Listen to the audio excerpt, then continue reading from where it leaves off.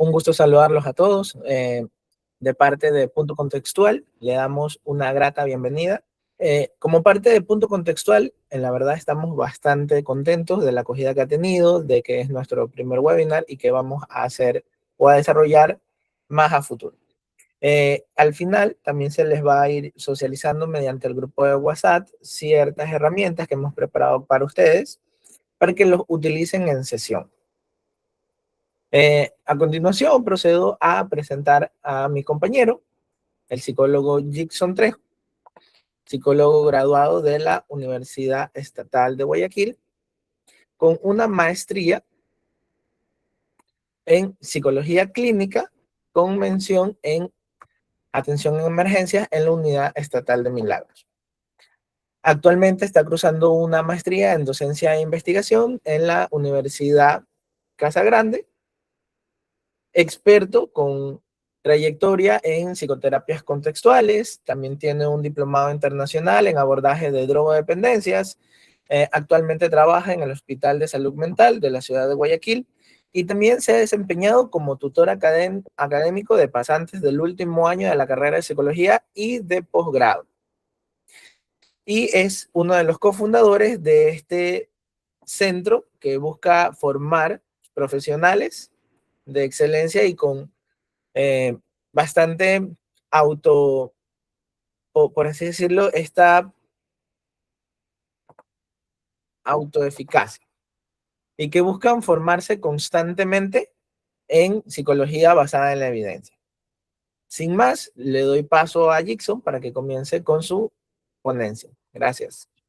Muchas gracias, psicólogo Yoba, por la presentación, que bueno, en realidad es lo menos importante. Aquí vamos a lo importante porque yo sé que muchos, según las estadísticas que tenemos de los registros, tenemos bastantes colegas recién egresados, hay un porcentaje de también estudiantes y también pues psicólogos que ya están en la práctica clínica. Entonces, como estamos hablando de habilidades para desarrollar una buena práctica psicoterapéutica, sí es importante entender un poco el origen, ¿no? Primero de qué es psicoterapia para poder ubicarnos hacia dónde estamos queriendo llegar con este webinar y cuáles son esas habilidades de las que estamos hablando justamente. Por favor, la siguiente diapo, psicólogo. Muy bien, gracias. Entonces, ¿cuál es el concepto de origen etimológico de la psicoterapia? Realmente esta palabra psicoterapia proviene desde hace mucho tiempo, incluso antes de que exista la psicología. Y voy a mencionar también esa diferencia que nosotros como psicólogos debemos conocer. ¿Cuál es la diferencia entre la psicología y la psicoterapia?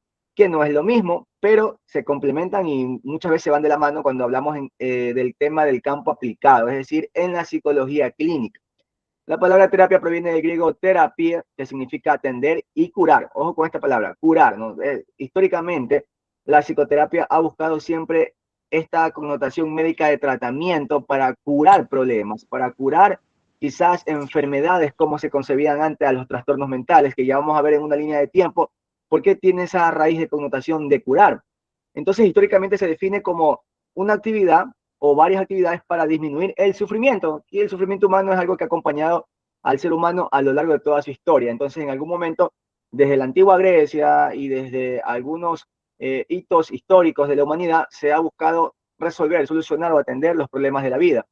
Y también se buscaba que tenga un efecto curativo, es decir, que realmente ofrezca y tenga resultados. Pero aquí viene lo importante, hablando de epistemología dentro del abordaje en la clínica. Hay que saber diferenciar, yo siempre le digo a los estudiantes pasantes o practicantes, que creo que aquí tienen que estar algunos de ellos, y les doy la bienvenida y gracias por el apoyo y conectarse.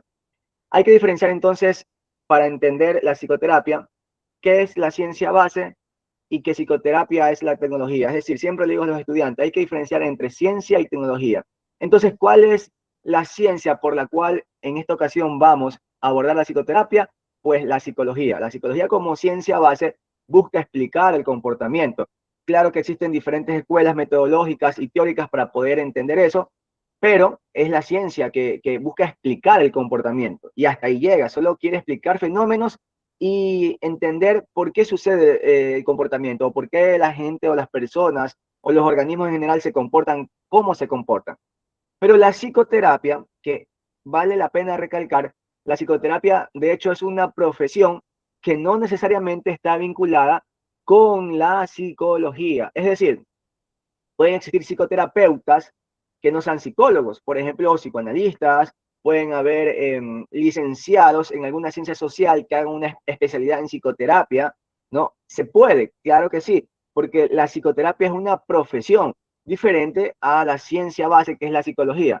Pero en esta ocasión, obviamente, la psicología llegó a un punto donde se tiene que valer de la psicoterapia para intervenir en el campo aplicado que es la psicología clínica, donde ya específicamente nos encargamos de abordar todo esto que llamamos como trastornos mentales, ¿no? Hablando de la gama completa que existe desde el ámbito clínico. Pero pues siempre es importante entender que cuando hacemos psicoterapia, estamos usando un recurso por medio de la psicología para poder intervenir en estos problemas específicos. Entonces, la línea de psicoterapia que nosotros seguimos tiene que estar pegado a principios de las teorías, obviamente, desde la rama o desde la parte psicológica, entendiendo que esa es la ciencia que lo va desarrollando. Entonces, esa aclaración me parece muy importante para entender que en esta charla vamos a hablar de cuáles son esas características que un buen psicoterapeuta debe tener cuando vamos a intervenir. Entonces, en este campo de la intervención clínica, justamente.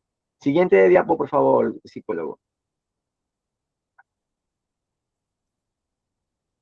Entonces, aquí, previo a entender cuáles son esas habilidades importantes, vamos a mencionar, vamos a hacernos esta primera pregunta importantísima, que es la práctica psicoterapéutica. Es decir, ya sabemos que la psicoterapia es una tecnología aplicada en el campo de la psicología clínica, pero entonces, ¿qué es la práctica psicoterapéutica para la ciencia psicológica? Obviamente. Pues en la psicoterapia lo que se busca es poner en marcha procesos de aprendizajes y nuevas verbalizaciones que ayuden a discriminar conductas más adaptativas en la vida de los consultantes. En términos más sencillos, cuando hacemos psicoterapia, básicamente estamos desencadenando procesos de aprendizajes que ya existen en la persona y que están participando en esa interacción y que al ponerlos en marcha, lo que se busca es justamente resolver esos conflictos o en algunos casos evidenciar esos conflictos, ¿no? Para poder entenderlos, evaluarlos, analizarlos y posteriormente intervenir a partir de esa interacción. Y aquí yo creo, quiero aclarar algo muy importante. La base de la psicoterapia generalmente es eso, la interacción entre el terapeuta y quien pide la ayuda al terapeuta, que es el consultante, que es el cliente o es el paciente, ¿no? Ese término ya depende del modelo que adoptemos en la psicología, pero generalmente esos son los nombres que recibe la persona que busca ayuda de parte a partir del psicólogo. Sí quiero decir algo bastante interesante, ¿no? Para entender esto de la psicoterapia. Leyendo algunos textos con algunos colegas, compañeros, decimos que gran parte de la psicoterapia parte de la escuela psicoanalítica. Y eso hay que tenerlo bien claro. De ahí que Sigmund Freud tiene su gran aporte histórico, no dentro de la psicología, porque la psicología buscó otro tipo de fenómenos de estudio, pero sí dentro de la psicoterapia. Indudablemente Sigmund Freud es el padre de la psicoterapia como tal, ya que él desarrolló allá en Viena métodos totalmente diferentes a los médicos de la época para poder intervenir los problemas de las personas. Es decir, fijándose un poco más en la parte individual y no generalizando como lo solían hacer los médicos. Y ese es el gran aporte de Sigmund Freud a la psicoterapia. Y pues vale destacar que la gran parte de modelos psicoterapéuticos en la psicología toman como base precisamente al psicoanálisis de Freud. De hecho, la línea que hoy día vamos a ver está basada en la psicoterapia analítica funcional. ¿Qué es la psicoterapia analítica funcional? Pues una psicoterapia conductual de raíz skinneriana, ya que esta psicoterapia trata de entender los problemas y trata también de abordarlo a través de los principios de aprendizaje y del conductismo operante. Sin embargo, sus autores, que son Kohlenberg y Seid, mencionan que han tomado diversos aspectos del psicoanálisis, más que nada centrados en la relación terapéutica. Ojo, esto no es un eclecticismo, de lo cual yo siempre estoy en contra, porque no hay que mezclar teorías que se contraponen. Pero ya en el campo tecnológico, como en la psicoterapia, se puede hacer, por supuesto que sí, porque las tecnologías están diseñadas para intervenir, es decir, para una finalidad en específica, ¿no? Por ejemplo, tenemos otra psicoterapia, un modelo psicoterapéutico que es ecléctico, pero que está diseñado para la intervención, que es la terapia cognitivo-conductual. Pues la terapia cognitivo-conductual parte principalmente pues, de la escuela del cognitivismo y del conductismo. Entonces, la psicoterapia analítica funcional, que es gran parte de los principios que vamos a ver en esta charla, toma el aspecto central de la relación terapéutica para poder abordar a los consultantes o a los pacientes. Y eso pues no es una contradicción teórica, sino más bien tomar el aporte más relevante para poder trabajar desde esa parte. Entonces, ¿qué es la práctica psicoterapéutica? Se centra justamente en la práctica de poder guiar, orientar bajo un modelo teórico y poder desencadenar todos estos procesos de aprendizaje para que se cumpla una finalidad en la vida de esta persona que busca ayuda, como no. Siguiente diapo, por favor, psicólogo. Entonces, brevemente vamos a ver aquí esta línea de tiempo que es muy importante. Para mí siempre, para poder comprender y abordar algo, hay que conocer un poco de la historia. Entonces, en esta línea del tiempo, vamos a ver que ya desde la Edad Media, allá por entre el siglo V hasta el siglo IX, dominaba a lo que llamamos el teocentrismo, es decir, todo estaba centrado en la parte religiosa, en las creencias espirituales de dioses o de Dios, y a esto que denominamos trastornos mentales, todos se explicaban con fenómenos psíquicos intrapsíquicos de tipo místicos, castigos, es decir, los trastornos mentales eran o castigos divinos o posesiones demoníacas. Y ahí surgen, de hecho, los primeros, digamos, psicoterapeutas que vienen a ser los chamanes, los curas o toda persona que intentaba justamente eh, quitar ese demonio o tal vez entender por qué había ese tipo de castigo hacia la persona que estaba padeciendo ese mal. Ya más adelante, siguiendo en la línea del tiempo, en el Renacimiento, a partir del siglo XV hasta el XVI, surge el pensamiento humanista, reina el antropocentrismo, es decir, todo gira, el universo, el mundo, todo gira alrededor del ser humano. El ser humano empezaba a creer que era el centro del universo, y todas las soluciones aluden justamente a la libertad, ¿no? Al derecho del hombre de poder ser quien es y de dominar la naturaleza, dominar todo lo que se pueda, ¿no? Esta línea histórica es importante porque dependiendo de cada tiempo histórico es justamente el enfoque o la transformación que va tomando la psicoterapia. Ya por la época de la Ilustración, entre el siglo XVI al siglo XIX, la razón es la fuente de las explicaciones de los fenómenos, y también se descubre que todo lo que tiene que desarrollarse en la humanidad como teoría tiene que ponerse al servicio de la sociedad o de la humanidad, ¿no? Se empieza entonces a decir que la razón del ser humano de poder desarrollar cualquier tipo de conocimiento tiene que ponerse al servicio del ser humano, y se va por ahí haciendo métodos para poder encontrar la razón y la raíz de los problemas, pero centrado ya desde la voluntad de ayudar, de colaborar entre el ser humano. Ya en la revolución industrial empieza el desarrollo de maquinarias, procesos, y la idea central en la producción en masa y optimización del tiempo. Digamos que entre esas épocas, que por ahí ya en el siglo XIX surge Sigmund Freud, empieza justamente la psicoterapia también a buscar, y entre el siglo XIX al siglo XX, con la era industrial, todo se empieza a desarrollar a través de la producción, a través del tiempo, de cómo podemos hacer seres humanos más productivos. De ahí que digamos que las teorías conductistas, la psicoterapia conductista, ha sido un poco criticadas en sus inicios porque se pensaba que lo que buscaba era adaptar al sujeto al entorno, porque en ese momento de la época industrial y de todo este fenómeno, exactamente se buscaba eso, que las personas rindan más, que sean productivas. Entonces, en esa época, históricamente era necesario para esa época desarrollar ese tipo de tecnología para que las personas puedan desempeñarse mejor en ese entorno, en la era industrial. Pero vamos a ver entonces cómo eso va a cambiar justamente en la era moderna o posmoderna, que es a partir del siglo XX, más o menos mediados del siglo XX hasta la actualidad. Entonces empiezan a surgir ya diversos paradigmas de la psicología y también del estudio con la psicoterapia, la evolución del conocimiento, avances tecnológicos y científicos, y yo ahí le he agregado algo que no estaba en el texto de donde está la información: el uso de la IA como terapeuta, que es lo que actualmente está pasando. No podemos ver que muchas personas optan no por ir con un psicólogo, con un psicoterapeuta, sino que prefieren hablar con la IA, y de eso tenemos bastante, pero obviamente conocemos que todavía la IA no puede desarrollar ni reemplazar precisamente esa habilidad que hoy día vamos a aprender, porque todo lo que vamos a ver ahorita, estas habilidades psicoterapeutas, son inherentes justamente al contacto y a la condición humana y a la relación que se desencadena. Muchos psicólogos han estado preocupados, colegas, estudiantes me han dicho, pero ¿y qué vamos a hacer con la IA que nos va a reemplazar? Y me gustó una vez una frase que leí que decía lo siguiente: la IA no nos va a reemplazar, por el contrario, con el pasar del tiempo, lo que va a hacer es que nos lleguen más personas en búsqueda de ayuda, porque ya hay estudios que han demostrado que la IA puede generar estados psicóticos en pacientes, por ejemplo, con rasgos de tipo esquizofrénico, porque la IA comete un error que un psicoterapeuta nunca debería hacer, que es el sesgo de confirmación, ¿no? Ustedes han visto que la IA tiene esa capacidad tan empática, ese lenguaje verbal que siempre busca complacer, y las personas a veces se sienten bien porque están validadas. Y es verdad que a veces los psicoterapeutas también tenemos que validar ciertas verbalizaciones y estados del paciente o del consultante, pero no siempre, ¿no? Ahí está la capacidad del ser humano. A veces también tenemos que castigar conductas, a veces también tenemos que no responder con una validación ante un comportamiento que justamente está generando problemas.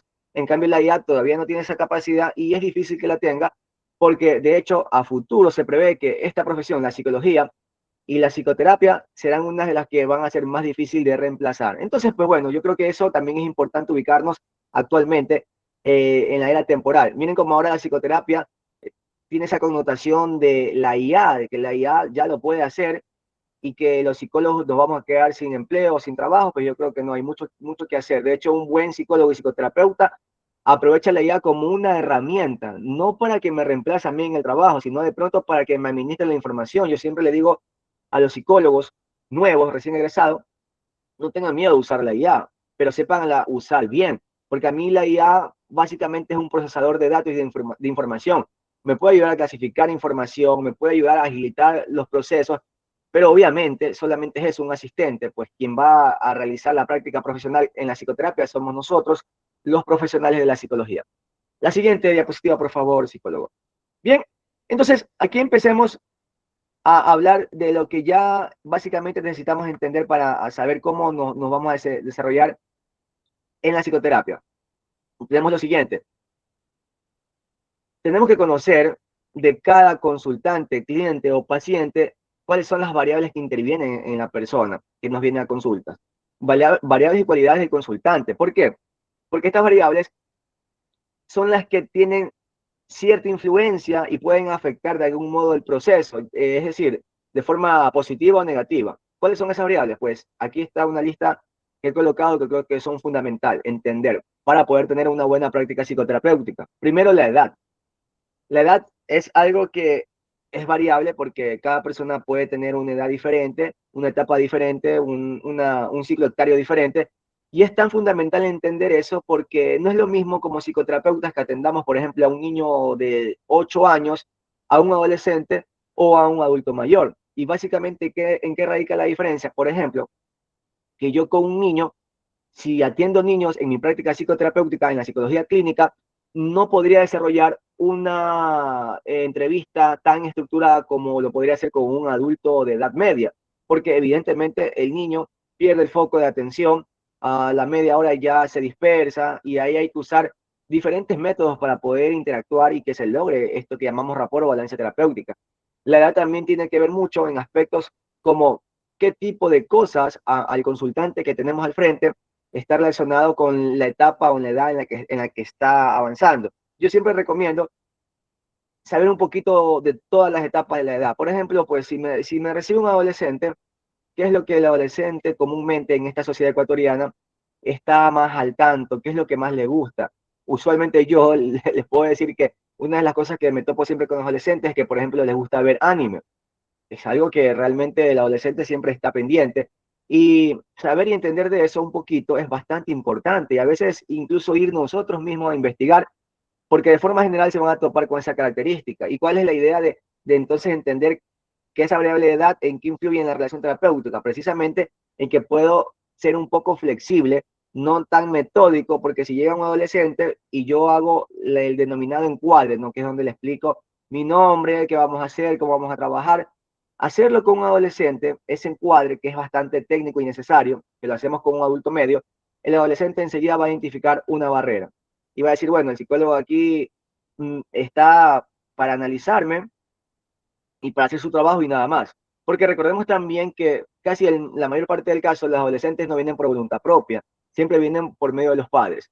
Y el adolescente, cuando nosotros usamos un lenguaje extremadamente técnico, puede identificar que estamos alineados con los padres. Y si el conflicto es con los padres, ahí ya tuvimos el primer error, para empezar la psicoterapia con el adolescente. Entonces ahí yo sí le digo a los psicoterapeutas, a psicólogos, a veces hay que romper un poco la estructura del inicio terapéutico de una sesión.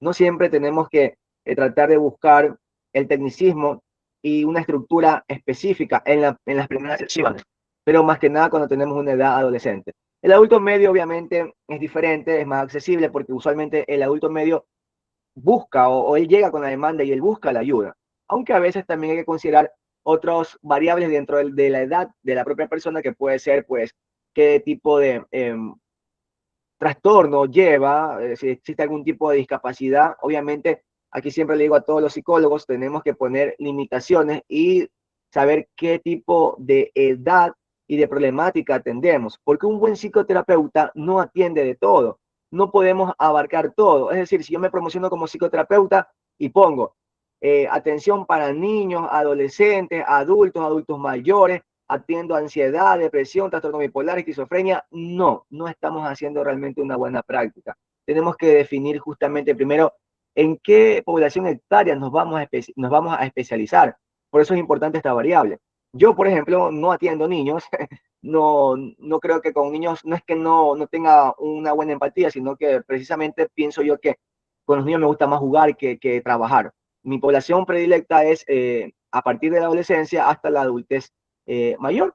Y aquí también viene un punto importante. Atender a un adulto mayor también es totalmente diferente que atender a un niño y a un adulto medio. En cambio, con el adulto mayor hay que considerar y validar toda la experiencia que tiene y hay que entrar justamente en las primeras sesiones, ni siquiera hablando del problema, sino más bien de esas remembranzas que el adulto mayor recuerda y que nosotros podemos aprovechar para entrar en confianza. Muchas veces el adulto mayor necesita ser escuchado como todo consultante, pero más que nada el adulto mayor, porque a veces en casa el adulto mayor se siente aislado, se siente segregado, siente que ya no lo incluyen y nosotros no podemos replicar ese comportamiento de sesión. Tenemos que darle esa seguridad de que aquí va a ser escuchado y que su criterio es válido, como todos los pacientes, ¿no? Pero les digo que en el adulto mayor centralmente es lo más importante.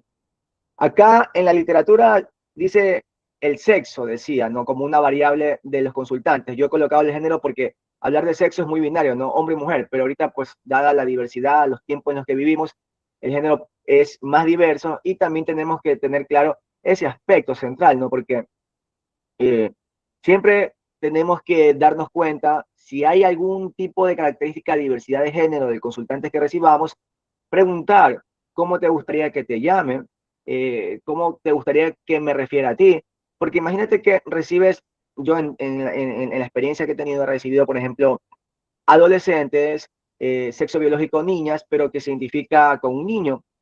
Y uno de los errores que uno podría cometer es decirle el nombre con el que llega y con el que ha registrado en la consulta que nos llega.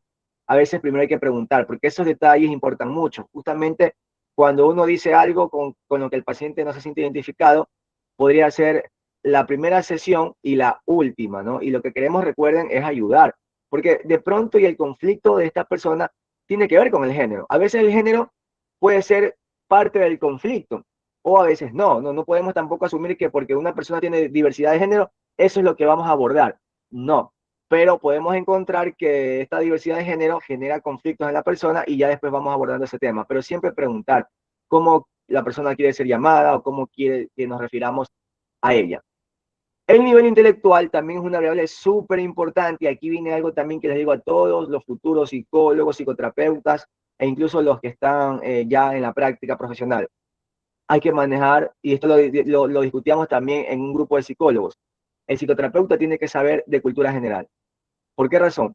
Porque el nivel intelectual de los consultantes que nos puedan llegar puede ser muy amplio o puede ser de pronto de cosas que parecen tan triviales, pero que nos ayudarían, por ejemplo, a entablar precisamente esta relación terapéutica. Por ejemplo, yo tengo muchos pacientes con un alto nivel intelectual. Tengo, por ejemplo, he tenido pacientes que son diplomáticos del Estado, que hablan hasta 4 o 5 idiomas, con quienes en las sesiones a veces nos ponemos a hablar de aspectos de la filosofía. Obviamente, uno puede darse el lujo de hablar en sesión otras cosas no centradas al problema cuando tenemos una estructura y de hecho sabemos que el hecho de estar hablando de esto que no tiene nada que ver con la sesión cumple una función, que es justamente la relación terapéutica. Porque pues cuando una persona con un nivel intelectual alto detecta que el psicoterapeuta no le sigue el hilo, justamente ellos tienden a no regresar. Entonces, tampoco digo que hay que ser expertos en todos. De hecho, hay que validar el conocimiento del consultante y decir, bueno, yo eso no sabía, me gusta escucharte o me gustaría que me expliques tú porque yo lo he escuchado, pero no lo sé. Y no es tan mal a veces mostrar que uno sabe menos que un consultante en el campo que él sea, porque podemos recibir, recuérdense, abogados, médicos, políticos, o a veces hasta incluso podemos recibir a consulta otros psicólogos, ¿no? O médicos. Lo importante es que puedan entender que nosotros podemos llegar a un nivel de conversación centrado en sus intereses porque dominamos medianamente ese tema. Entonces, esa variable también es importante analizar. Y si me llega un consultante y veo que él habla de temas que yo no domino, pues ahí está el trabajo del psicólogo. No siempre es solamente en la sesión, sino después investigar sobre algo y traer ese tema para poder tener apertura. También es importante una variable que casi siempre creo que determina más del 60% de éxito en las primeras sesiones, que es la predisposición. Es decir, si esa persona viene por voluntad o viene obligado. Entonces, nosotros cuando tenemos un paciente que busca la consulta, tenemos ganado ya el 50%, porque él está buscando la ayuda y el otro 50% depende de mí. Pero cuando es un adolescente o cuando es una persona que viene, por ejemplo, obligado por la pareja, ahí es donde la tenemos un poco difícil, ¿no? Y ahí es donde tenemos que entender que si la persona no viene por su predisposición, nosotros tenemos que encontrar la forma de que esta persona le busque el sentido a venir a terapia, ¿no? Ese es nuestro trabajo. Quizás la persona ni siquiera perciba el problema por el cual la pareja lo trae o los padres lo traen. Entonces nosotros no nos tenemos que centrar al inicio en la demanda de los padres o de la pareja, porque eso es un error, insistir y preguntarle, pero tus padres dicen, pero me dicen que esto se va a ir o va a venir a sesión y no va a colaborar. Tenemos más bien que encontrar la demanda propia del consultante, entablando esta confianza y después lo vamos conectando justamente con la demanda de quien lo trajo a sesión. Entonces las intervenciones van a ser diferentes, que ya las vamos a ver más adelante. Y por último, una variable no menos importante que siempre va a estar ahí es la cultura o el tema de la espiritualidad. Nos sabemos que como buenos psicólogos y psicoterapeutas, nosotros no emitimos criterios en tanto a temas culturales de género y mucho más de la espiritualidad. Pero sí que conocer estos temas nos ayuda bastante. Por ejemplo, yo puedo ser un psicólogo ateo o agnóstico, pero si recibo un consultante creyente, en algún momento he leído la Biblia y podemos hablar de eso. Pero ojo, no es que mi intervención va a girar en torno de la religión. Yo no puedo meterme en la religión porque ese no es nuestro trabajo, ¿no? Tenemos herramientas clínicas y basadas en evidencia para abordar. Pero puedo usar ese conocimiento, esa característica del paciente precisamente para poder entablar una apertura y que él se sienta abierto a hablar de estos temas. Entonces, sí vale la pena entender bastante aspectos culturales y espirituales para poder tener toda una información de qué voy a hacer con mi consultante. Entonces, siempre recuerden tener toda esta lista de cualidades de sus consultantes, porque eso le va a servir durante todo el proceso. En algún momento usted va a ver que eso le va a servir indudablemente.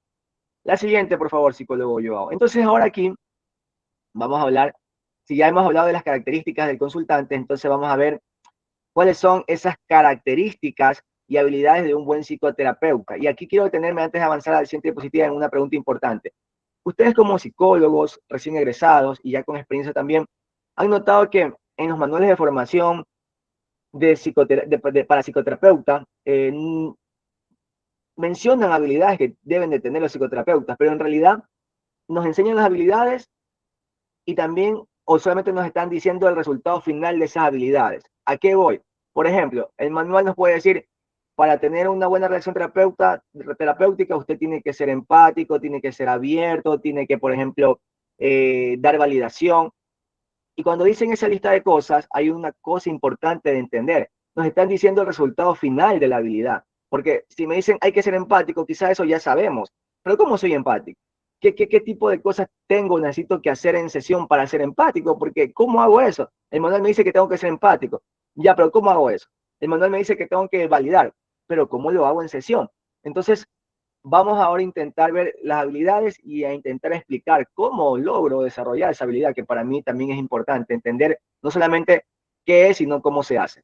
¿Ok? Entonces, tenemos aquí eh, de la primera habilidad que tiene que tener un buen terapeuta, y la he puesto primera porque me parece fundamental, que es exactamente lo que estamos haciendo ahorita, ¿no? Esta charla, este webinar, tiene el objetivo de formarnos, ¿no? Formarnos, que va a ser muy importante. Yo como psicoterapeuta con más de 5 años de experiencia y con atendiendo muchísimos pacientes, miles en realidad, porque pues la agenda siempre está llena, porque trabajo en una institución y aparte mi consulta privada, puedo decir que todavía me sigo formando y lo seguiré haciendo, y eso es importantísimo.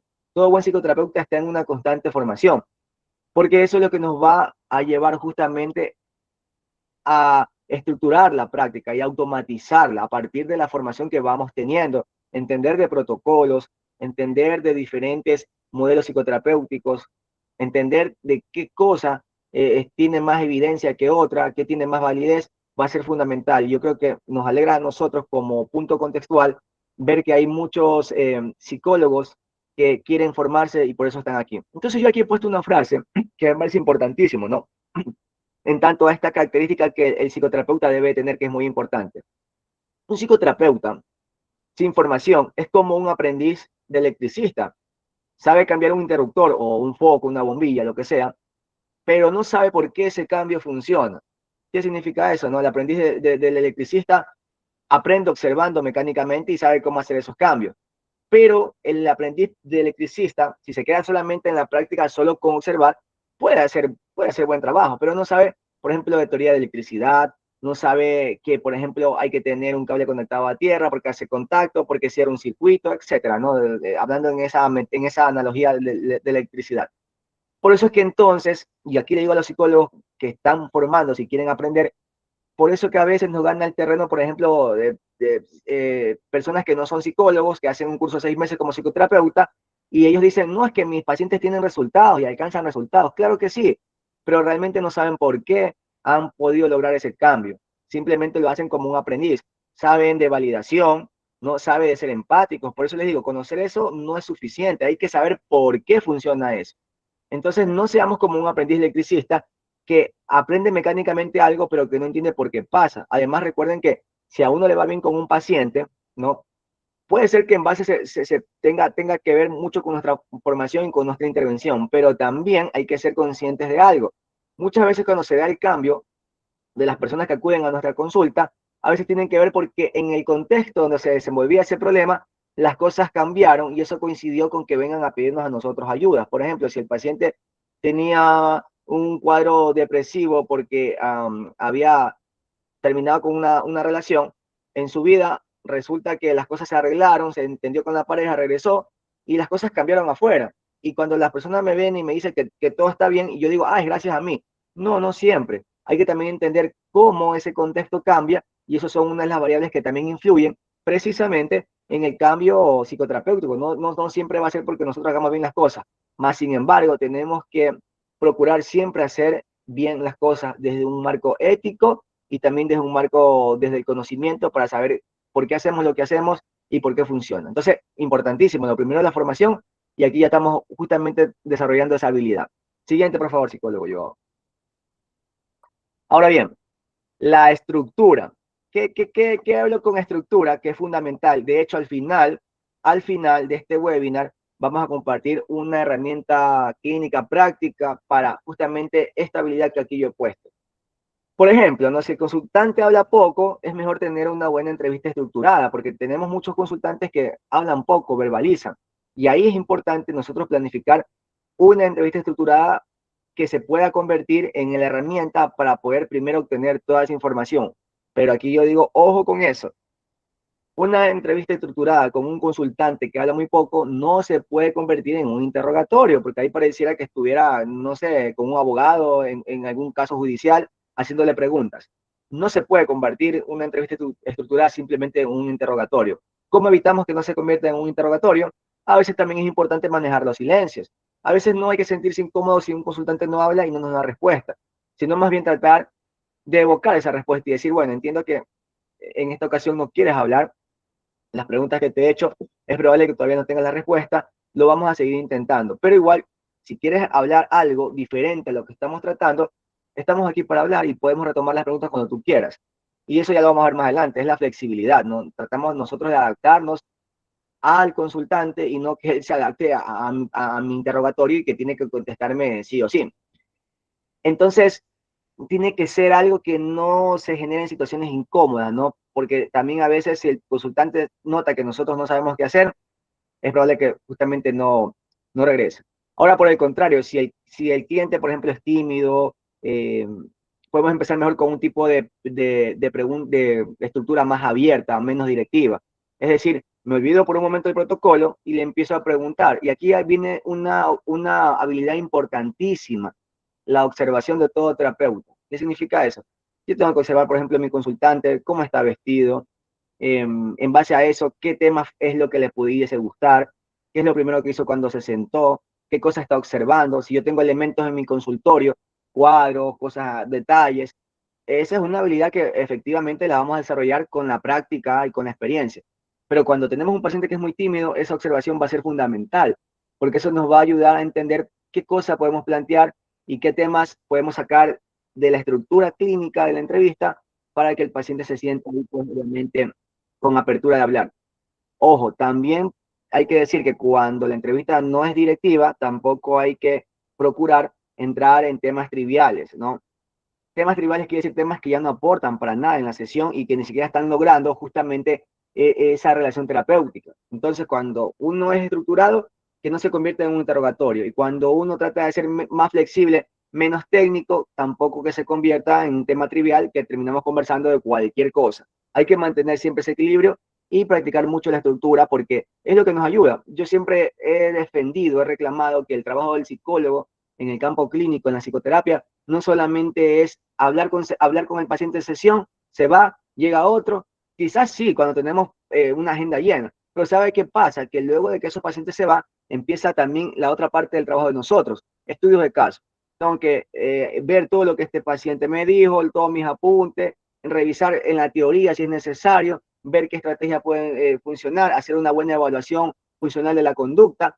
Entonces, a eso le llamamos estructura, para que en la siguiente sesión yo sepa hacia dónde apuntar, qué objetivos claros tengo con ese consultante, porque si yo a la siguiente sesión no vi nada, no leí nada, pues voy a estar en blanco y es probable que el consultante lo note, o sigamos el proceso y nunca establezcamos qué objetivo vamos a plantear con ese consultante. Entonces, ¿qué habilidad tenemos que desarrollar? La estructura para saber qué objetivos iniciales nos vamos a plantear con ese consultante y esto también es importante para medir si esos objetivos se están cumpliendo o no. Y si no se cumplen, tenemos que regresar al proceso para ver por qué razón no se están cumpliendo.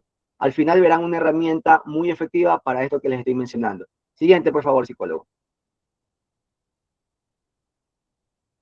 Ok, entonces aquí tenemos algo que le llamamos aceptación. ¿Qué es esto de aceptación?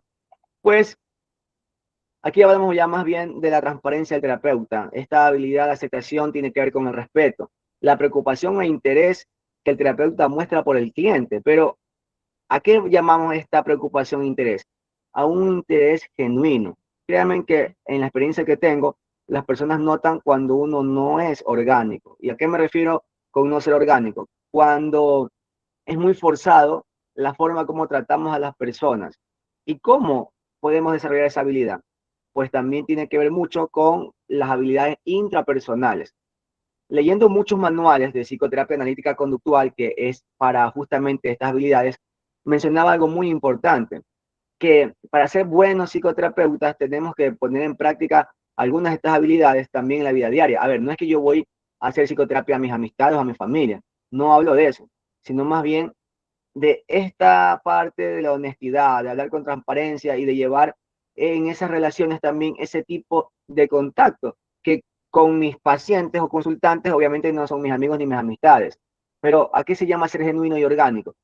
A que no me voy a robotizar y que voy a hablar de la persona siempre desde el respeto y desde el interés genuino, porque recuerden que cuando hacemos clínica, cada persona que llega con un mundo de problemas y lo importante ahí, otra habilidad implícita, es aprender a separar mi mundo interno, el mundo de mi vida, de mis problemas, con el problema que viene esta persona. Aunque a veces, decía Freud, la transferencia en sesión es aquello que yo identifico de mí en este consultante o en su problema. A veces esto también puede ser una herramienta y más adelante vamos a ver cómo. Pero siempre mostrar un interés genuino. Es decir, en ese momento que yo estoy sentado con esa persona, no existe otra cosa sino el problema y lo que esta persona me viene a contar. Entonces ese interés tiene que ver mucho con nuestro lenguaje corporal, ¿no? El poder mostrar, asentar. Yo creo que para esta habilidad hay una que nos enseñan que es muy válida, que es pues, se llama la habilidad o la estrategia espejo. ¿Qué significa eso? Que cuando usted está con un consultante para que él sienta que lo está usted escuchando y que usted es genuino, mirar, tener contacto visual, pero obviamente no un contacto visual continuo porque eso también es incómodo. Pero también tratar de seguir con nuestros movimientos, las posturas del consultante. Por ejemplo, si está cruzado el brazo, lo intentamos hacer, lo bajamos, vemos que tiene la cara levemente girada a la derecha, tratamos de hacerlo también. Esto pues tiene un efecto donde la persona siente que estamos conectando. Realmente en eso también radica el tema de la empatía, de poder tener ese contacto y que la persona sienta que lo estamos siguiendo. Porque imagínense, no es lo mismo que yo hable con un consultante que me está contando sus problemas y que, por ejemplo, que es algo que tenemos que aprender a manejar muy bien, me esté hablando y yo esté anotando, o esté en la computadora o en ese momento veo un mensaje de texto. Posiblemente no vaya a regresar o sienta que está perdiendo el tiempo. Hay que tener mucho cuidado porque justamente se pierde ahí lo orgánico y lo genuino. Esa habilidad la vamos desarrollando justamente a través de la experiencia, como todo en la vida, pero también el poder centrarnos en ese momento, en esa persona para escuchar desde ese punto de vista tan genuino, que es poder llegar y poder hacer sentir que estamos escuchando a esa persona. También le llaman por ahí esa habilidad escucha activa. Siguiente, por favor, psicólogo. Bueno, aquí está, ¿no? Les decía que los manuales hablan de empatía, pero nos dicen, pero ¿cómo? ¿Qué es la empatía? ¿Cómo se trabaja eso? Y aquí yo he puesto dos puntos importantes. Primero, el emparejamiento. ¿Qué es el emparejamiento? Sabemos que en sesión lo que más usamos es el lenguaje, porque por medio del lenguaje que estamos escuchando es la única forma que tenemos de entender los problemas de las personas. Entonces, si el lenguaje es lo fundamental de cómo esta persona se está comunicando, tenemos que lograr hacer un emparejamiento verbal. ¿Y eso cómo se logra? Pues a partir de la escucha activa, como les estaba diciendo, y la escucha honesta, y también en la manera en que nosotros le hacemos una devolución verbal y que esa devolución verbal tenga conexión lógica y emocional con lo que está expresando el consultante en sesión. Eso es importantísimo. Entonces, ¿qué es empatía? Es emparejar los problemas de la persona con lo que yo le voy a devolver de lo que me está diciendo, porque en fin y al cabo, yo puedo decir a la persona, sí, te entiendo, te comprendo. Y si solo le digo eso, ¿cómo yo sé que realmente me estás comprendiendo? Solo me estás diciendo que me entiendes, pero ¿cómo yo sé que me estás entendiendo de verdad? Y es justamente en el emparejamiento verbal, lo que el paciente dice, yo se lo devuelvo verbalmente a partir de mi escucha activa, donde sienta que tiene una conexión lógica, es decir, que tiene sentido lo que me está diciendo y que también tiene una conexión emocional. ¿Qué quiere decir eso? Que como ser humano, como terapeuta, están sintiendo lo que está sintiendo el terapeuta, lo que yo estoy tratando de transmitirle y enseñarle. Entonces, mire, ahí tenemos un punto importante.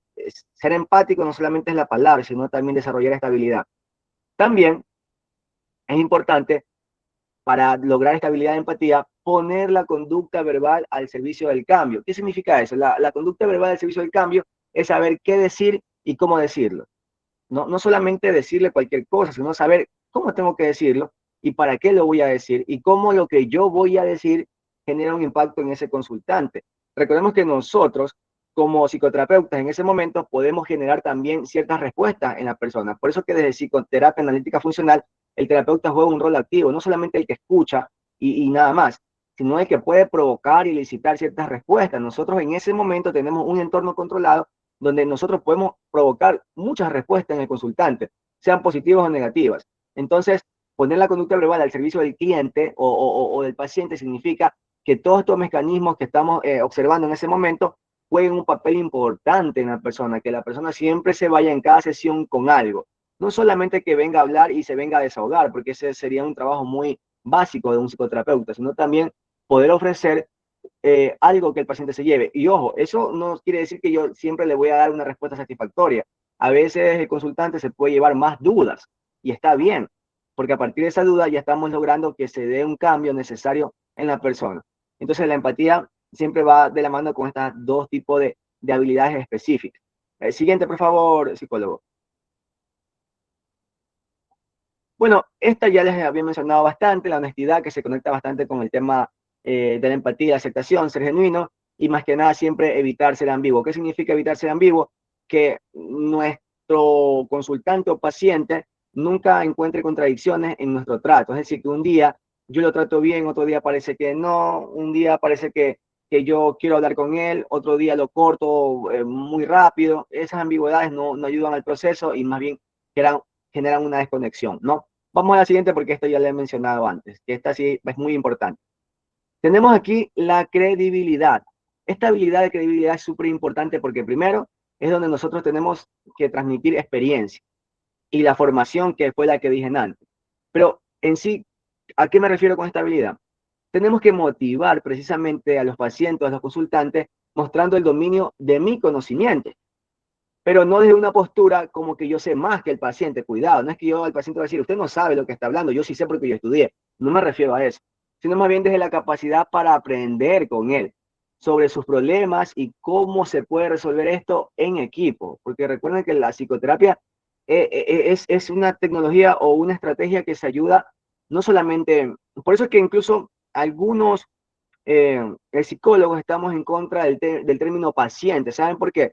Porque la etiqueta, el término paciente, que viene más desde el modelo biomédico, paciente, nasológicamente quiere decir paciente es el que espera o recibe un tratamiento, o sea, es un ente pasivo. Simplemente soy paciente porque paciente, estoy esperando que el médico me atienda y que me dé la medicina y que él haga todo. Por eso no nos gusta usar mucho la palabra paciente desde el modelo, por ejemplo, contextual, conductual, sino más bien la palabra consultante o cliente. ¿Por qué? Porque la psicoterapia tiene que ser una participación activa, ¿no? Una participación colaborativa. Recordemos que la esencia justamente del trabajo de las intervenciones psicológicas en psicoterapia es lograr la independencia de las personas. Entonces, si yo veo a la persona como un paciente, no estoy haciendo que se independice, es decir, haciendo que independice sus acciones para enfrentar ese problema, sino que lo estoy haciendo demasiado vulnerable. Entonces nosotros tenemos que mostrar la credibilidad a partir de nuestro conocimiento, pero no porque yo sé más que el consultante, sino porque yo le demuestro que yo tengo un conocimiento para poder ayudarlo en su problema. Y ahí es importante sustentar lo que sabemos. Por ejemplo, decirle a un consultante, ok, entiendo que estás con depresión, yo tengo experiencia en este tema, te voy a ofrecer un tipo de tratamiento que se llama activación conductual, donde primero vamos a evaluar qué tipo de cosas que han sido valiosas para ti las has venido perdiendo porque has perdido ese refuerzo y cómo vamos a estructurarlas en actividades que tú vas a ponerte como metas importantes para recuperar esa actividad y vamos a analizar cómo eso se va comparando con tu estado de ánimo, aparte de que también siempre vamos a tener un espacio para poder expresar cómo te vas sintiendo en estas actividades. Entonces, cuando el consultante escucha eso, se da cuenta que hay una estructura, que hay conocimiento y que este terapeuta sabe lo que está hablando, pero no desde la parte egoísta o desde la parte de creerse superior, sino de que este conocimiento nos va a ayudar para trabajar justamente en equipo. Siguiente, por favor, psicólogo.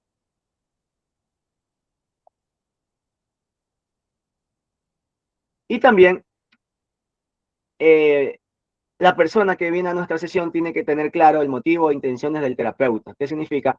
Que cuanto más claro tenga el paciente qué es lo que el terapeuta va a hacer, ¿no?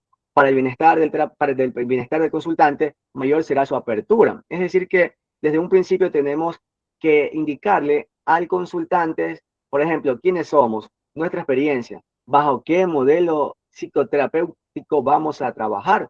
Sí, es importante decirle, mi modelo va a ser un análisis funcional de la conducta y vamos a trabajar con un modelo de terapia de aceptación en compromiso, terapia dialéctica conductual.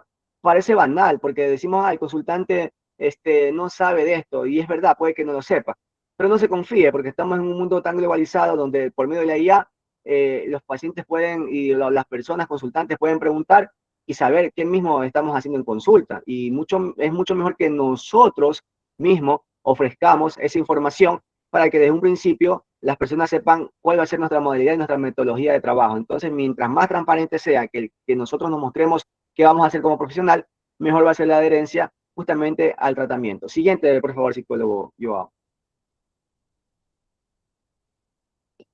Dinamismo. Esta me gusta mucho porque tiene que ver mucho con inspirar seguridad, que está relacionada con la anterior, es decir, mostrar conocimiento, eh, potencia y nivel de actividad. ¿Qué significa potencia y nivel de actividad? Que puede que yo me equivoque en sesión, en decir algo que no debí, nos pasa a todos, pero no me voy a retractar o no voy a mostrar inseguridades como que no sé lo que dije. Más bien, ser orgánico es genuino y decir, perdón, me equivoqué, no quise decir eso. ¿Sabe cuándo nos pasa esto? Cuando no nos acordamos del nombre del consultante o le cambiamos el nombre, que cuando tenemos un día cansado, agotado, nos puede pasar. Y uno no puede, una reacción como que, ay, discúlpame, o sea, inseguridad, no. Mostrar seguridad es decir, reírse de uno mismo, decir, la verdad es que le pido mil disculpas, estoy muy cansado, no es mi intención, pero pues bueno, no importa. Mientras más, o le cambia el nombre a la pareja, dice, eso es fatal, eso hay que estar bastante atento porque sería un conflicto ahí que se dé en ese momento. Pero miren, hay que tener la capacidad incluso de que nuestros propios errores, si nos equivocamos, lo podamos transformar en humor. Por eso yo digo, un buen terapeuta tiene claro, tiene una buena estructura, sabe qué hacer, pero hay momentos donde indudablemente nos vamos a salir del molde.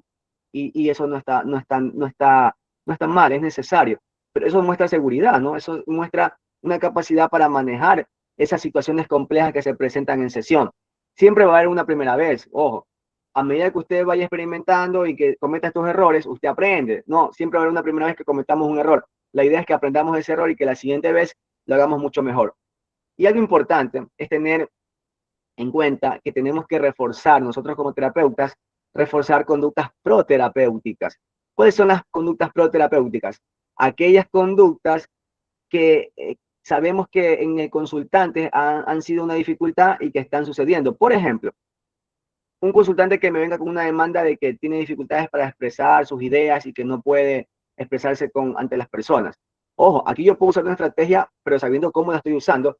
En algún momento yo trato de no enfocarme en el paciente, pero yo lo estoy haciendo porque quiero elicitar una respuesta en ese consultante. Y en un momento dado él me dice, oiga, me está atendiendo, no me está escuchando, yo quiero que me escuche. Y en ese momento, esa es una conducta a analizar, ¿no? En PAF, psicoterapia analítica funcional, le llamamos una CRR1, una conducta clínicamente relevante. Son tres, ¿no? Una es el problema del consultante, otra es la que deseamos desarrollar y otra es el análisis que el consultante hace de esas conductas. Entonces, cuando el paciente me muestra una conducta que es proterapéutica, que le va a ayudar a su proceso, en ese momento la refuerzo. Y yo le digo, me parece que en este momento has hecho algo muy importante. Discúlpame si no te presté atención, pero creo que esto es importante porque en este momento has desarrollado esa capacidad de hacerte escuchar y eso es bueno. No, a eso le llamamos obviamente refuerzo, ¿no? En la parte verbal. Tenemos que reforzar todas esas conductas que son proterapéuticas, que ayudan al proceso. Y por el contrario, castigar las conductas antiterapéuticas. ¿Cuáles son esas conductas antiterapéuticas que imposibilitan que el consultante se desarrolle? Por ejemplo, un consultante que tiene pensamientos rumiantes, ¿no? Que empieza a rumiar, a hablar, y cuando está hablando también está rumiando, porque recordemos que también el pensamiento es una conducta verbal interna, habla y eso no está favoreciendo a que él pueda tratar esa rumia. En ese momento yo tengo que castigar ese comportamiento. ¿Cómo lo castigo? Cortándolo. Y le digo, me parece que estás repitiendo la rumia y creo que en este momento hay que parar. De pronto él se queda sorprendido, pero ¿cómo? ¿No me está escuchando? No, sí, pero lo que estás haciendo ahorita justamente es lo que contribuye al problema. Y así pues tenemos varios ejemplos de cómo vamos a castigar las conductas antiterapéuticas porque un terapeuta no puede darse el lujo de escuchar al consultante, solamente escuchar la sesión y se va, y ya, ¿no? Por ahí le llaman asociación libre. Es importante escuchar, pero también tenemos que entender hasta qué momento nosotros podemos cortar ese diálogo y con qué finalidad lo hacemos. Obviamente bajo el marco del respeto, y yo sí le sugiero algo, tratar de hacer eso en un nivel avanzado. Cuando nosotros ya hemos desarrollado una buena alianza terapéutica, nosotros podemos cortar al paciente y decirle por qué. Al inicio no se lo recomiendo, porque el paciente puede identificar que no me deja hablar o que este terapeuta es déspota. No, pero cuando ya hay una relación terapéutica avanzada, ahí sí que se puede hacer. Siguiente, por favor, psicólogo. Ser flexible, como les había dicho antes, es justamente esto. Básicamente es poder adaptar nuestros métodos y técnicas al consultante. Yo no puedo intentar hacer una técnica con el paciente cuando veo que no está funcionando y yo me frustro porque digo es que el paciente no pone de su parte o es que yo estoy haciendo mal. No, tengo que buscar la forma entonces de adaptar. Lo contrario sería no forzar al cliente que se adapte a la técnica que yo estoy usando. Por eso les decía la diferencia entre ciencia y tecnología, ¿no? Uno como psicólogo toma una base teórica para entender el comportamiento, pero en psicoterapia es diferente porque yo estoy buscando una intervención para modificar un comportamiento. Entonces, si usted quiere aplicar, por ejemplo, una técnica de la silla vacía de la Gestalt, eh, o algún otro modelo terapéutico que no tenga una buena base en la evidencia, yo lo puedo hacer, siempre y cuando se adapte a mi consultante y siempre y cuando yo como profesional, como psicólogo, psicoterapeuta, sepa qué mecanismos de aprendizaje se van a desarrollar en esa técnica. no hay ningún problema, siempre y cuando sepamos por qué estamos haciendo lo que hacemos y por qué funciona. Por ejemplo, MDR, no soy tan adepto a la terapia de MDR porque tambalea mucho a nivel teórico, pero sí que estoy seguro y se han leído estudios que tiene bastante fiabilidad y bastante evidencia de eficacia.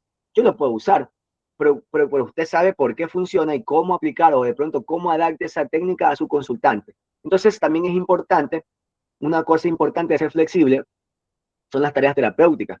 Hay que buscar la forma de que el paciente o el consultante cumpla con las tareas que le enviamos, que tienen una finalidad para desarrollar ese proceso que él está tratando de alcanzar. Y sabe que lo importante, lo importante es esto, es mejor una tarea mal hecha que una tarea no realizada, porque a veces le mandamos tareas al consultante y dice, no hice, me olvidé, no lo pude hacer. Dos cosas pueden estar pasando allí. El consultante no lo ha hecho porque la tarea es muy compleja, pero no lo puede decir, o nosotros estamos mandando una tarea que no está bien explicada y estamos haciendo mal y luego le echamos la culpa, no es que este paciente no me hace la tarea, pero ahí está mal, es nuestra responsabilidad, tenemos que lograr que el paciente cumpla la tarea, aunque la haga mal, no importa, prefiere que se equivoque a que no la haga porque eso sería un fracaso en el inicio del proceso. Entonces también nosotros, para ser flexibles, tenemos que hacer algo importante, adaptar nuestro propio comportamiento al del consultante. Y eso se llama emparejamiento también en psicoterapia analítica funcional. Es como decirles, llega un consultante, ¿no? Y de pronto me doy cuenta que llega con una camisa de Barcelona. Yo ni siquiera, no me gusta el fútbol, por ejemplo, pero al final me tocaría hablar en un momento sobre eso y comentarle, oye, y el clásico astillero, ¿y qué pasó con Barcelona? Tengo un paciente que está diagnosticado con trastorno bipolar, ¿no? Y él siempre llega con una camiseta de Melec. Y al inicio de la sesión hablamos de Melec, me dice que Melec está mal, un poco de cosas que yo ni idea, pero a veces veo noticias y escucho porque me acuerdo de él y ya sé lo que le voy a preguntar para la siguiente sesión. Y a partir de eso se logra una apertura increíble. Y ya después de unos 10 minutos de hablar de eso, ahí empieza la sesión. Bueno, ya empezó, de hecho, pero ahí empieza lo que estamos haciendo seguimiento. Y le digo, bueno, y hablando de la semana anterior, ¿te acuerdas lo que habíamos planteado? Y la apertura es totalmente increíble porque esa persona siente que ha conectado. Entonces, nosotros tenemos que adaptar también nuestro comportamiento al consultante y no a la inversa. Ahora, hay veces que eso va a ser un poco más difícil y ahí viene una técnica bastante efectiva, pero hay que saber usar. Y esa, pues, es las autorrevelaciones. Las autorrevelaciones no es nada más que una experiencia del propio terapeuta que se lo dice al paciente con la finalidad de generar una conexión y que el resultado de lo que yo le estoy diciendo de mi vivencia se conecte con su experiencia y que ayude justamente a que él verbalice algo que es necesario para la terapia. Hay que manejarlo con mucho sigilo, ¿no? Una autorrevelación no es simplemente contarle algo que me pasó, sino saber cómo contarlo y que siempre que lo hagamos tenga una finalidad terapéutica, porque no es una autorrevelación que el paciente ha vivido algo como yo y yo le empiezo a contar porque me sentí mal y él me termina escuchando a mí y yo termino llorando y no, esa no es la idea. Una autorrevelación es algo que uno se permite contar de uno, pero que uno sabe que va a tener un buen efecto y que ayuda justamente para el proceso de la psicoterapia. Siguiente, por favor, psicólogo. Ya estamos cerquita de ver las habilidades finales. Entonces también es importante esta habilidad de poder explicar de forma comprensible comportamientos al consultante. Es decir, si me viene una persona y me explica que ha dejado de hacer actividades, que ya no sale ni comparte con personas, que pasa triste todo el tiempo, imagínese un terapeuta, un psicólogo que le diga, ya, déjeme tomarle un test. ¿Por qué me pasa esto? Es que tienes depresión. ¿Y qué pasa con eso? Que decía una psicóloga con la cual estuve hace poco en un seminario, María Jesús Forzán, que es una gran teórica a nivel mundial en la psicología en español, y ella decía algo muy importante, que no hay peor cosa que un psicólogo o un psicoterapeuta que le diga en sesión a su consultante algo que él ya sabe, o lo que llamamos una tautología, ¿no? El paciente ya sabe que está deprimido, y él no viene a que yo le diga lo mismo que ya sabe, sino a entender por qué está deprimido. Entonces, para eso, ¿qué va a ser importante? Una evaluación inicial, una evaluación funcional inicial clave, que me ayude, no le voy a decir en la primera sesión que por qué está deprimido, pero quizás en la segunda o tercera, cuando yo ya tenga toda la información recopilada, le puedo explicar, por ejemplo, sí, has estado en este estado depresivo porque debido a un evento que se encadenó esta respuesta, se han presentado factores contextuales que han ido reforzando tu estado depresivo y actualmente lo que parece mantener esto es justamente esta idea de que ya no hay un mejor mañana, por consiguiente, cada vez sientes menos ganas de avanzar, porque tu conducta está aislada a un contexto que refuerza diariamente tu depresión, o estoy elucubrando, no estoy haciendo un buen contexto de análisis, pero les pongo un ejemplo. Hay que tener esa capacidad, esa habilidad para explicarle y que el paciente se vaya con eso. O sea, el psicólogo me ha dicho algo diferente, algo que yo no lo había visto de esa manera. Algo clave, nosotros que tenemos que tener la habilidad de explicarle al consultante una forma diferente de ver su problema, porque precisamente el problema psicológico en las personas se da porque lo ve de una manera y no de otra, y nosotros tenemos que darle la visión de que lo puede ver de otra manera, y a eso le llaman insight. No me había dado cuenta que eso me estaba pasando, y esa habilidad es muy importante. Siguiente, por favor, psicólogo. Fortalecer correspondencia, decir, hacer. ¿Qué significa? Tengo que yo desarrollar la habilidad de que mi consultante, cuando yo escucho y mando una tarea, luego viene y en sesión yo me doy cuenta que hace algo totalmente diferente a lo que me suele decir que va a hacer. Entonces, la correspondencia, decir, hacer, es una de las metas y objetivos terapéuticos, pero el decir lo que trabajamos en terapia, no lo que dice el consultante que le ha generado problemas. Y aquí pues recogí una frase que esto no dice en un texto ni en un libro, sino que lo dijo ese día en el seminario la doctora María Jesús Forzán, y dijo lo siguiente: no podemos cambiar lo que el consultante hace fuera del contexto de la terapia y del consultorio, no podemos controlarlo ni cambiar, porque hay variables y ciertas contingencias que se dan que nosotros no estamos atrás del consultante. Por eso siempre les digo también como psicólogo y psicoterapeuta, nosotros no acompañamos, nosotros intervenimos, porque es imposible acompañar. Si usted tiene 7 pacientes, usted no los va a acompañar, es como decir, yo como psicoterapeuta voy a ir a tu casa y voy a estar ahí acompañándote para ver que hagas bien las cosas. Eso es falso, nosotros no hacemos eso, pero claro, la psicología popular ha romantizado el término y decir acompañamiento psicológico. Yo la verdad tengo muchos conflictos con ese término. Nosotros intervenimos, pero entonces no podemos acompañar al consultante allá afuera en lo que hace. Pero sí que podemos hacer es modificar lo que dice que va a hacer, ¿ok? No podemos cambiar el contexto del consultante y lo que hace afuera, pero sí lo que dice que va a hacer. Entonces, esa es, por ejemplo, la intervención mediante la modificación de la conducta verbal. Yo puedo modificar lo que el paciente dice que va a hacer, medirlo y ver cómo eso se va desarrollando. Y aquí, por ejemplo, nuevamente en la psicoterapia analítica funcional hay algo que se llama equivalencia funcional. ¿Qué significa? Yo en la sesión tengo que poner en marcha esos comportamientos clínicos que el paciente refiere como problemas y ver cómo los desarrolla en la vida cotidiana, hacer una equivalencia, qué tanto ese problema clínico te afecta en la vida cotidiana.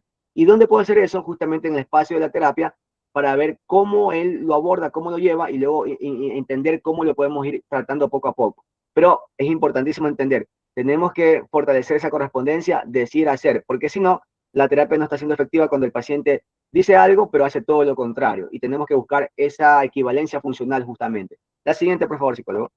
Ya estamos por terminar. Casi, casi. La sensibilidad es una habilidad de ser consciente del efecto que tiene nuestra conducta sobre la del cliente.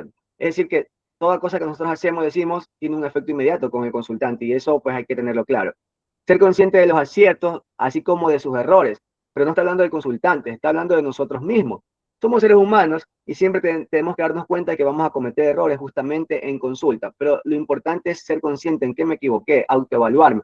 Por eso son importantes también los grupos de estudios, de casos, e incluso hablar con otro terapeuta, hablar de un caso y saber y tener otra perspectiva siempre va a ser importante. Jamás cerrarnos en que por más que nos formemos ya sabemos todo. No, nos equivocamos también y eso es importante para mejorar justamente. También la relación terapéutica debe ser única y particular en función de los problemas de la vida de la persona.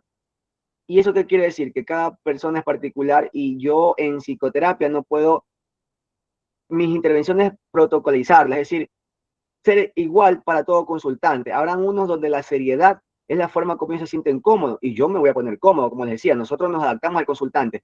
Hay otros que van a ser más cercanos, más joviales. Yo tengo una consultante que cada vez que llega a mi consulta me pregunta algo. Me dice, ¿cómo ha estado? ¿Cómo le va? ¿Cómo está usted? Ella me pregunta a mí cómo yo estoy. Y obvio que yo le respondo, ¿no? Porque ella como que siente que a veces a nosotros es necesario también preguntarnos cómo está. Y es la forma como interactuamos, ¿no? Porque ella a partir de eso siente que el diálogo se va aperturando. Y esa es una relación única y genuina solo con esa consultante. Porque con otros pacientes, como les digo, hablamos de deporte y una serie de cosas, pero lo importante es eso. En función, y luego que hablamos de eso, yo le devuelvo la pregunta y yo le digo, ahora cuénteme usted cómo está. También me gusta saber de usted y cómo vamos tratando este proceso. Entonces, esa relación terapéutica va a ser única para cada consultante con sus características particulares, porque en el momento que uno quiere tratar a todas las personas iguales, es decir, con la misma forma, con el mismo método, ahí nos estamos robotizando y eso es lo que tenemos que evitar en psicoterapia. Ok, la siguiente, por favor, psicólogo Joao. Y sobre esto les digo que esto también es importante y esto casi no nos enseñan en las universidades. Conocerse a sí mismo, o sea, es decir, usted como persona, como ser humano y también como profesional en la práctica psicoterapéutica. Es decir, el terapeuta es también una persona, al igual que su cliente, ¿no? Con sentimientos, pensamientos e incluso con problemas. Pero claro que estos problemas, aquí hay un error por ahí, estos problemas no deben de impedir que fluya la relación terapéutica. Es más, a veces se convierte en una herramienta cuando hablamos de autorrevelación. Entonces el terapeuta ha de centrarse en la terapia y sentirse capaz y competente para ayudar a su cliente, aún con errores, aún también sintiendo muchas veces que las historias que yo escucho me van a afectar. Y obvio que nos van a afectar como seres humanos. Yo por eso evito tratar niños porque me chocan mucho, por ejemplo, los casos de maltrato, abuso infantil. No los puedo tolerar, pero ahí es donde yo reconozco mis limitaciones como ser humano. Si hay un caso en particular, algún tema que yo siento que me ha afectado y me choca, lo mejor es no tratarlo y derivarlo, porque eso no nos va a permitir hacer una buena práctica. Y ahí yo conozco como ser humano justamente mis limitaciones. Y yo me estoy conociendo. Yo no puedo tratar todos los pacientes que llegan a mi consulta, porque entonces yo quiero abarcar de todo y estoy haciendo más bien, ahí estoy cometiendo iatrogenia. Es decir, estoy haciendo daño mediante la práctica profesional, porque por querer abarcar mucho o por querer ayudar a todas las personas, no termino ayudando a nadie o a esas personas y me termino a mí también perjudicándome. Entonces, ¿qué pasa? Hay que saber cuáles son sus limitaciones a nivel teórico y práctico. Teórico quiere decir que no conocemos todo y para eso nos estamos formando. Y práctico es decir, yo no puedo, por ejemplo, abordar un ejemplo, no estoy hipotetizando. Puedo decir, a mí se me hace, yo, bueno, no voy a hipotizar, voy a decirle la verdad. Yo como psicoterapeuta también tenemos limitaciones. A mí de los casos más difíciles que se me hacen abordar son los casos de TOC, es decir, de trastorno obsesivo compulsivo. No quiere decir que no los abordo, hasta donde yo sé que puedo. Y cuando me doy cuenta que ya el paciente no avanza, pues lo derivo con un psicoterapeuta, con un psicólogo más experto en ese caso que lo pueda ayudar. Porque si no, entonces yo no estoy haciendo una buena práctica, no aprendo de mí, no aprendo del consultante y estamos perjudicando. Entonces yo creo que esta habilidad también es importante. Hay que conocerse a sí mismo para poder no llegar a un nivel de frustrarse, porque cuando los casos no nos salen como nosotros esperamos, no es por nuestra capacidad muchas veces, sino porque no aprendemos a ponernos límites precisamente como psicoterapeutas. La siguiente es psicólogo, porque si no hemos pasado un poquito del tiempo y vamos a ir. Ok, entonces esta pregunta es rápida y quiero pues escuchar también la voz de todos ustedes. Eh, ¿Cuál de ustedes creen que es el objetivo de la primera sesión cuando nos llega un consultante? No pueden dejar un mensajito, el psicólogo me lee los mensajes o pueden abrir micrófono para escucharlos. ¿Cuál entonces ustedes creen que es el objetivo de la primera sesión cuando tenemos un paciente por primera vez? Pueden escribir, por favor, para leerlos. ¿Cuál es ese objetivo? Dice, a ver si puedo leer por ahí comentarios. ¿Cómo se leen aquí comentarios de esta plataforma? Dice Edgar Campaña, obtener información. Ok, obtener información, primera sesión. Muy bien. ¿Quién más? ¿Alguien más? Por ahí leí algo Stephanie muy interesante. Zumba, conseguir que el consultante quiera volver. Estoy de Muy acuerdo. bien, muy bien, muy bien. Ajá. ¿Qué más? Dice Angie Cedeño, inicio del consentimiento del establecimiento de la relación terapéutica, entre paréntesis, vínculo. Vínculo. Muy bien. Bueno, sigan leyendo su respuesta que la vamos a leer, pero pues en honor al tiempo vamos a continuar. Hay una respuesta más del psicólogo Adrián Ortega, por favor, me gustaría leerla. En parte, que el paciente vuelva a nivel transversal, establecer la alianza, su teoría del problema y qué le gustaría hacer. Perfecto. Bien, También yo creo que tenemos otra tú. respuesta de Luis Kingalúa. Ajá. Dice, en la primera sesión, si bien se puede tener mayor contexto, objetivos terapéuticos, etc., hay que lograr la alianza terapéutica desde el primer momento para que el consultante quiera volver. Perfecto. Me agrada mucho esa respuesta porque yo lo voy a resumir más sencillo. ¿Cuál es el objetivo de la primera sesión? Por ahí lo dijeron, pues que el paciente vuelva. Y para eso, la primera sesión, yo tengo que encargarme de conectar con esa persona y desarrollar el vínculo terapéutico. Por ahí dijeron recolectar información. Sí, es verdad, siempre vamos a las primeras sesiones a recolectar información. Pero lo principal antes de recolectar información es que vuelva a la siguiente sesión. Y entonces en esa primera sesión yo tengo que mostrarme con mucha apertura, tengo que mostrarme como un ser humano que sabe algo, por lo cual él va a recibir la ayuda y también que yo tengo esa capacidad empática para que pueda volver y sentirse seguro en ese espacio. Obviamente que el encuadre para eso va a ser importante. Ustedes encuadren al consultante y le digan que este será un espacio de confianza, libre de juicios y etiquetas, y que también tienen durante todo el proceso el derecho a la confidencialidad, que es lo que usted va a respetar todo el tiempo. La anterior psicólogo, por favor, para plantear algo. Entonces, ¿qué pasa? Muchos de los abandonos en psicoterapia pueden deberse a que se bloquean muy pronto conductas a eliminar y el consultante evita o escapa no volviendo a la terapia. Es decir, que ya en la primera sesión nosotros nos damos cuenta de que hay un comportamiento problema y le decimos no, o tratamos de bloquearlo, tratamos de que no se dé. No hay que hacer eso, porque pues el paciente interpreta como que no, yo no quiero sentirme así, porque ese es parte del problema y no va a querer regresar. Hay un libro interesante por ahí que una vez me enseñaron, no lo leí, pero que me gusta el título, que dice cuando la primera sesión se convierte en la última. Y ahí hablaba un poco de estos errores que podemos cometer. Entonces el terapeuta debe ser cauto a la hora de castigar conductas y esperar a que se haya establecido una buena relación terapéutica de cordialidad, afecto y autenticidad. Ya cuando el paciente tenga mi confianza, cuando ya me escucha, yo puedo hasta darme el lujo de decirle, creo que lo que estás haciendo está mal y tú sabes por qué te lo estoy diciendo. Ojo, depende de la relación, cómo se haya establecido, porque yo soy muy cordial con mis pacientes, me gusta tratarlo siempre de usted, pero hay unos que ya les gusta el trato de a tú y yo identifico que si ellos se sienten más cercanos, yo lo puedo hacer, pero generalmente siempre me gusta tratar de usted. Pero solo cuando ya tenemos una relación terapéutica avanzada y de confianza, podemos entonces decir muchas cosas que quizás a la primera no lo vamos a hacer y luego generen que no venga más pacientes. La siguiente psicólogo, por favor, ahora sí. Entonces, ¿qué pasa? Que dicen, según datos, el 40% del éxito del tratamiento se atribuye justamente al peso de la relación terapéutica. Quiere decir que entonces que el 60% restante se debe a una mala práctica o intervención en la primera sesión. Pero eso sí quiero aclarar, por eso lo coloqué aquí. En patologías complejas, hablemos por ejemplo de trastornos bipolares severos, esquizofrenia, trastorno obsesivo compulsivo, la alianza no es lineal, no es que un día va a pasar y de la noche a la mañana, sino que más bien el avance ocurre mediante procesos incluso donde el paciente no quiere saber nada de usted. Le voy a comentar un caso práctico. Una vez una paciente con un diagnóstico de bipolaridad, yo no la pude atender a la hora que es y ella se enojó demasiado. Se enojó tanto que quiso cambiar, llegó a la sesión y me dijo que estaba enojada, que le había hecho perder tiempo, que tenía otras cosas que hacer. Entonces le dije, ok, entiendo que estás muy enojada, ¿te parece que puedes cambiar de consultante? Porque creo que ya se dañó nuestra relación y no se puede seguir. Sí, sí, yo quiero cambiarme y todo. Se enojó porque le dije que iba a cambiar de psicólogo. Incluso esta consultante en redes sociales hablaba mal de mí, que yo era un pésimo psicólogo, que yo le había mandado a tener una crisis. Y yo, bueno, no me molestó, me incomodó, pero no hice nada. A los tiempos ya regresé al hospital, estaba con la psicóloga, me ve, le daba vergüenza y yo noté que quería saludarme. Le digo, ¿cómo está? ¿Cómo ha pasado? Y me pidió disculpas, ¿no? Pero ¿sabe qué? El hecho es que ahí justamente después ella quiso retomar el proceso conmigo. Y yo me dijo, creo que me equivoqué, disculpe, no, no pasa nada, yo entendí cómo te sentías, podemos continuar si quieres nuevamente seguir el proceso conmigo. Y así lo hizo. ¿Pero por qué? Porque obviamente hay un trastorno bipolar donde sí hay una manifestación de este trastorno clínico, donde en ese momento puede ella haber enfrentado un episodio maníaco y eso pues exacerbó su respuesta. Y ahí va a ser diferente. Con pacientes con este tipo de patologías complejas, la relación terapéutica no se va a dar lineal como con otros consultantes que tienen mayor apertura. Eso quería especificar. La siguiente, por favor.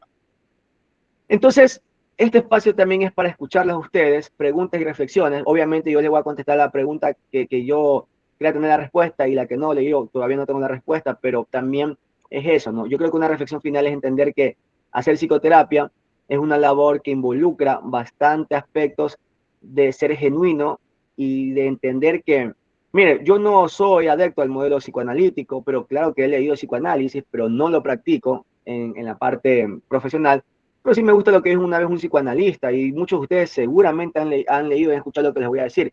Pero en la práctica psicoterapéutica no hay mayor relevancia para mí que esta frase, ¿no? El alumno ahí de Sigmund Freud, Carl Gustav Jung, dijo, eh, conozca todas las técnicas, toda la teoría, pero al momento de tocar otra alma humana, sea eso simplemente, otra alma humana, o sea, en esencia para hacer psicoterapia usted sea consciente de que está hablando con un ser humano igual que usted, con sufrimientos, con dolores, con aspiraciones, y que eso es lo que se establece precisamente en el vínculo terapéutico. Y yo le muestre que también soy ser humano, que tengo un conocimiento que le va a ayudar, sí, pero que también siento y que también puedo entender todo ese dolor que está pasando. Entonces, pues, Si alguien tiene una pregunta, por favor, encantado para poder responder o respondernos. Si alguien más tiene o una pregunta o un aporte, una reflexión, queremos escucharlos también.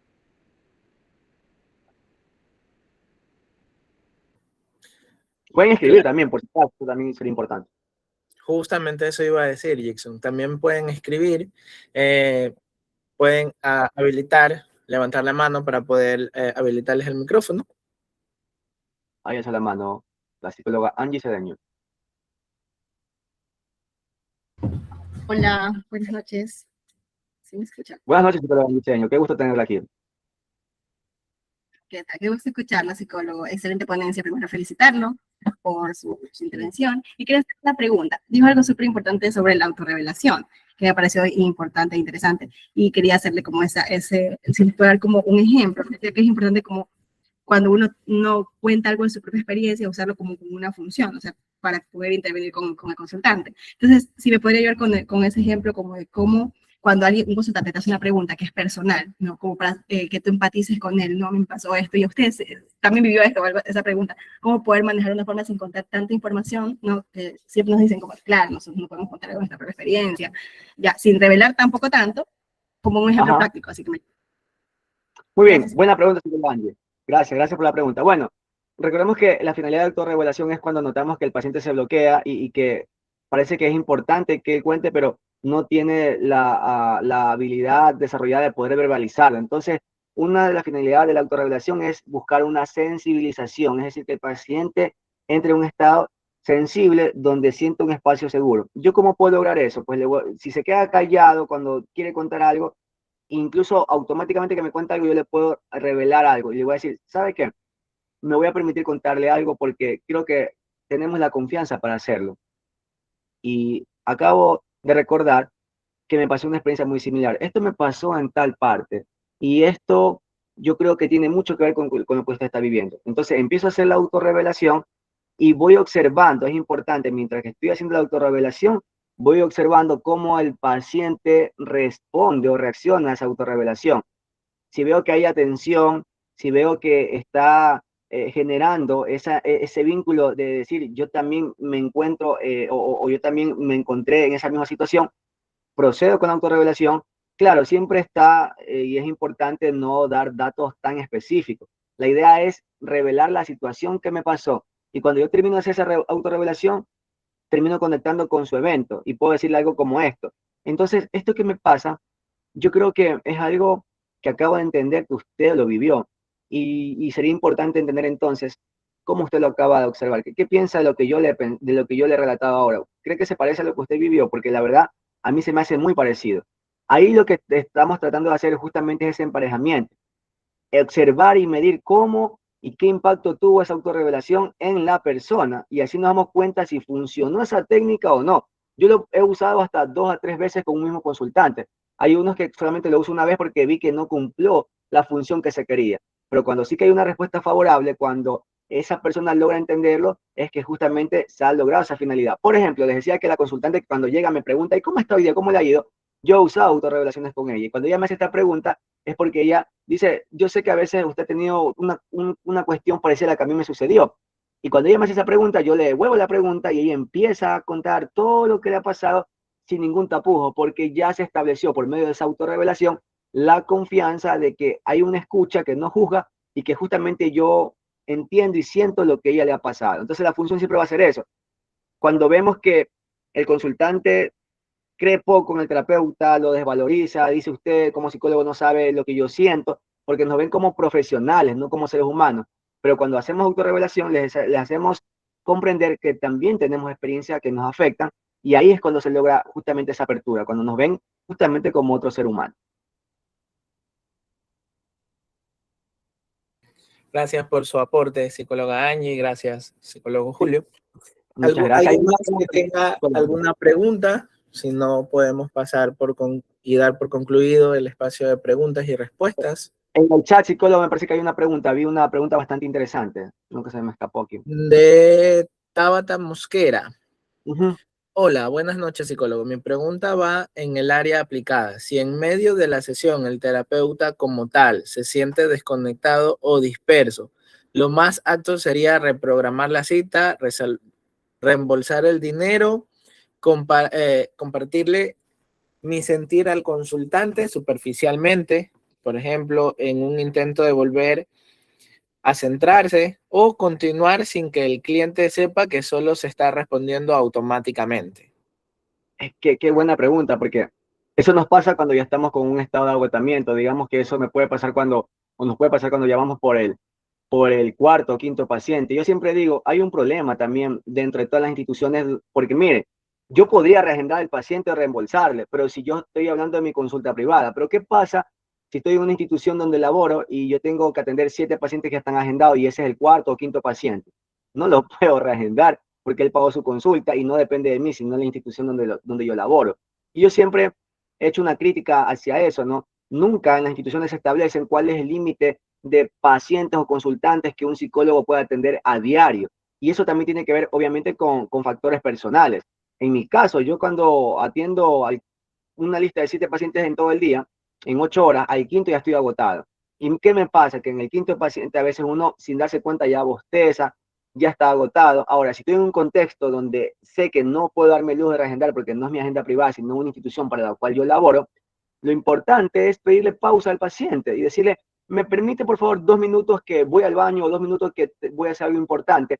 Y esa pausa activa es donde nos tenemos que levantar, ir a beber agua, caminar, respirar y volver, porque ahí toca realmente continuar porque estamos en una institución donde tenemos que cumplir esa agenda llena. Ahora, para evitar esto, qué puede ser mejor? Yo creo que no es en el momento que en media sesión donde nos damos cuenta que estamos agotados y que no podemos avanzar. Yo creo que hay señales que antes de que ese paciente entre, ya nos estamos dando cuenta que estamos agotados. Ahí yo sí me doy un lujo, por ejemplo, donde yo laboro con una institución, ¿qué hago yo? Yo hago esperar, porque a veces pues me mandan, termino un paciente y al minuto me quieren mandar al siguiente. Yo digo, no, espere, tiene que darme un tiempo porque así no funciona esto. No es que uno entre y sale, porque después si un paciente entra inmediatamente que acaba de salir otro, me va a pasar eso. No le voy a dar un buen servicio porque voy a estar recontra que saturado. Entonces, siempre es bueno tomarse entre sesión entre 10 a 15 minutos. Háganlo, por favor, porque es saludable para ustedes y es beneficioso para la persona que va a llegar, que viene con una carga tremenda de problemas, que en ese momento quizás no estemos en capacidad no profesional, sino en capacidad humana y en términos de cansancio de atender. Pero si yo ya veo que realmente estoy muy agotado y si es mi agenda privada, yo puedo ofrecerle al paciente, si es que está en las posibilidades de él, reagendar esa sesión. Porque si yo ya siento que de verdad no voy a dar nada, va a ser una sesión perdida. O puedo incluso postergar un poco, ¿no? Tomarme esos tiempos necesarios para poder tomar energías y recapitular todo mi proceso y poder avanzar y cumplir con la agenda que tengo. Entonces, es importante detectar antes, porque igual si se da en medio de la terapia, se nos va a notar. Y las personas notan. A mí me ha pasado, 2 veces me ha pasado que el consultante me ha dicho, está cansado, ¿verdad? Y le digo, mi respuesta es la siguiente, ¿no? Le digo, sí, la verdad que sí, no, discúlpeme, no quiere decir que no estoy prestando atención. Si va a notar mi cara que está cansada, es porque pues he recibido muchos pacientes, pero estoy haciendo el esfuerzo para escucharlo y créame que aunque note mi cansancio, estoy aquí presente. Eso es cuando uno está cansado, pero quiere seguir la sesión y siente que puede, pero cuando no, sí sería importante quizás cortar la sesión un poco antes de tiempo y decirle al consultante que por factores que ya son ajenos a lo que uno puede controlar, le va a ofrecer el restante del tiempo en la siguiente sesión. Pero ¿sabe cuándo el paciente va a aceptar eso que usted está proponiendo? Cuando usted ha hecho una buena alianza terapéutica. Yo para llegar a ese nivel y que el paciente me comprenda es porque yo ya he tenido una buena relación terapéutica, practicando todo lo que hemos visto hoy día, el paciente lo va a poder entender. Pero si es un paciente que me llega a primera sesión, ahí sí no recomendaría cortarlo, sino más bien tratar de terminar la sesión para luego después replantear qué puedo yo hacer para no cansarme y agotarme cuando estoy haciendo psicoterapia. Esa sería la respuesta. Voy a replicar el comentario de Derian. Qué buena pregunta por dos. Creo que a todos nos ha pasado. También es importante identificar nuestros límites. En una formación que tuve, siempre nos decían, si tenemos el lujo, tal cual como lo dijo Jackson, si tenemos el lujo de vivir de la consulta privada, reconocer que no es viable atender más de 3 pacientes seguidos. Así es. si sentimos que estamos en mejor y en óptimas condiciones, tal vez 4, pero ya corriendo el riesgo que ese cuarto nos vamos a ver muy cansados y agotados, porque al final del día, en esta retroalimentación constante para mantener una empatía, nos va a pasar el desgaste. Entonces, ¿alguien más tendría alguna pregunta que realizar o podemos dar por finalizado el espacio de preguntas? Hay una última pregunta por de Tabata. Tabata, última pregunta. ¿Cómo podemos generar la capacidad de diferencias que sentimos son propias y cuáles se absorbieron durante la sesión? Un ejercicio para ello. Ok, claro, eso le llaman en el psicoanálisis la transferencia o la contratransferencia, ¿no? Cuando, a ver, la respuesta es muy sencilla. La verdad, yo creo que todo lo que nos afecte del paciente tiene que ver con nosotros. Y uno dice, entonces, ¿cuál es la propia y cuál es la que absorbe del paciente? La respuesta es sencilla. Más bien, no hay que alarmarse cuando uno le afecta una situación vulnerable del paciente, porque estamos respondiendo de forma natural como seres humanos. Lo importante es luego saber separarlo y no llevárselo a casa, ¿no? A veces es inevitable que uno pueda pensar en sus consultantes cuando está fuera de sesión y en su vida cotidiana, pero sí que hay que saber identificar cuándo eso se está transformando en una afectación propia. Entonces, ahí yo diría que la respuesta es la siguiente. Cuando esa cosa que me afectó del paciente me lo estoy llevando a mi vida cotidiana, cuando estoy con mi familia, cuando estoy haciendo otra actividad que no tiene nada que ver con la profesión, ahí yo digo, a ver, algo está pasando y me lo estoy llevando. Entonces, no es algo que no debe pasar y tengo que revisar. Y esto lo hace también, hay un análisis que lo hace psicoterapia analítica funcional, donde hay unas preguntas que se hacen, que dice, ¿qué cosa del paciente me afecta?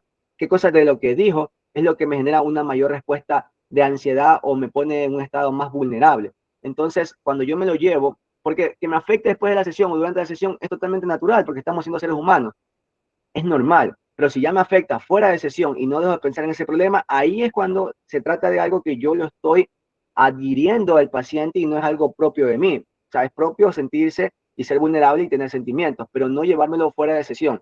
Ahí pues obviamente lo recomendable siempre cuando veo que estoy haciendo eso es dialogarlo con otro colega de terapeuta o acudir con otro psicólogo o psicoterapeuta para poder tratar esto si veo que ya es constante. Si yo veo que ya no solo es con un paciente, sino casi siempre me pasa en ciertos casos con ciertas características, ahí yo, por ejemplo, ya puedo identificar que ya tengo que marcar un límite, porque si eso se repite en un patrón que siempre pasa con cierta característica del paciente, sea, por ejemplo, la edad, el sexo o la problemática, entonces ahí yo marco mi límite y digo, no, este tipo de pacientes yo no abordo. Por ejemplo, donde yo trabajo es una institución que llega en consulta externa cualquier tipo de problemática. Y yo siempre digo, a ver, si me va a derivar porque hay un filtro, ¿no? en recepción, temas de abuso de género, sexual o violencia, no los atiendo yo, porque no soy objetivo. Y lo digo como psicoterapeuta, ese es mi límite. Yo no soy objetivo. Tengo mucho conflicto con el tema de violencia. No me gusta la violencia. Y cuando veo que llega una persona, a ver, no es que no atienda a la víctima de violencia, perdón, no atiendo al violentador, no lo atiendo. Y ojo, no es que yo diga, no es que esa persona no merece ser atendida, claro que sí, pero entonces ahí yo derivo con un profesional que se atiende específicamente ese caso de violencia. Entonces, eso que preguntó Tabata es importantísimo porque precisamente eso nos ayuda a poner nuestros límites en la práctica profesional. Y algo a sumar es no tengan miedo en reconocer sus propios límites. O sea, no somos todólogos ni superhéroes. Hay que, tal cual como lo dijo Jackson, hay que aprender a identificar qué casos son los que sí me mueven a mí. Y es completamente humano que nos pase. Entonces, esos casos es mejor derivar, no intentar abordarlos o querer superar nuestros límites. Mejor derivemos. Muy bien. Entonces, un aporte que da Derian es identificar intensidad, duración y frecuencia. Creo que son justamente los 3 pilares que abordó Jackson en la explicación de cuándo algo ya debería trabajarse en sesión personal, yo como terapeuta. Dice, en ocasiones perdura mucho el estigma de que en consulta debes permanecer inmutable frente a historias muy difíciles. Es normal movilizarte. En ocasiones hasta cierto punto. Al contrario, intentar controlar tus respuestas emocionales te desconecta de lo que ocurre en sesión. Y aquí un aporte bastante bueno es un artículo científico que leí ya hace algunos meses, donde justamente analizaban esto y también lo comentaba con Jackson, donde Stephen Hayes y su equipo justamente mencionaban de cómo esa inexperiencia, cómo esas emociones, cómo a veces esos errores o cómo esa cuestión que te termina afectando en realidad lo que hace es fortalecer el vínculo terapéutico. Así es, porque nos estamos mostrando como seres humanos que respondemos ante situaciones y sufrimiento humano. No hay que tener miedo tampoco a mostrar eso, claro, pero saberlo, sí, la clave es saberlo encuadrar para una finalidad terapéutica, por supuesto. Correcto. Ahí viene el de cuestión de saber encuadrar en intensidad, duración y frecuencia. Así Entonces, es. bueno, en honor al tiempo, damos cerrados el espacio de preguntas. Espero que hayan disfrutado este espacio igual que nosotros. Lo disfrutamos mucho y dimos lo mejor de nosotros mientras preparábamos todo el material, incluso si algunos son seguidores o parte de nuestra comunidad de Punto Contextual, se dieron cuenta que en esta semana no hemos estado para nada atentos en el canal, fue porque toda nuestra atención estaba aquí. Así es, para ofrecerle lo mejor de esta charla. Entonces, esperamos que lo hayan disfrutado y también importante resaltar que compartí un enlace de formulario para que ustedes puedan evaluar este webinar. Para nosotros es importante su comentario porque en base a eso vamos a ir mejorando, observando cuáles fueron nuestras falencias y que el siguiente sea mucho mejor. También hay un apartado de comentarios de qué temas les interesaría para la siguiente. Y si no son seguidores de nuestro canal de WhatsApp.contextual, también está el enlace para que se puedan unir. Siempre subimos cosas bastante interesantes. Un chiste que suelo hacer es que damos clases todos los jueves y no cobramos mucho y paradójicamente hoy es jueves. Así es. Entonces, justamente asignamos un jueves como para utilizar el chiste a nuestro favor. Psicólogo, Entonces, y también importante la herramienta clínica que vamos a compartir justamente para cerrar la charla de hoy día. sí, entonces también en el grupo de WhatsApp vamos a compartir esa herramienta que es un flujograma donde podrían utilizarlo como guía para estructurar sus sesiones. Sin más, nos despedimos. El psicólogo Jixon Trejo y mi persona, el psicólogo Joao Cedeño, somos parte del equipo de Punto Contextual. Hasta la próxima. Muchísimas gracias y nos veremos pronto porque la idea de esto también es llevar el conocimiento a la práctica profesional y que cada vez se mejoren los procesos y pues apoyarnos como comunidad de psicólogos y psicoterapeutas. Muchísimas gracias y nos veremos pronto.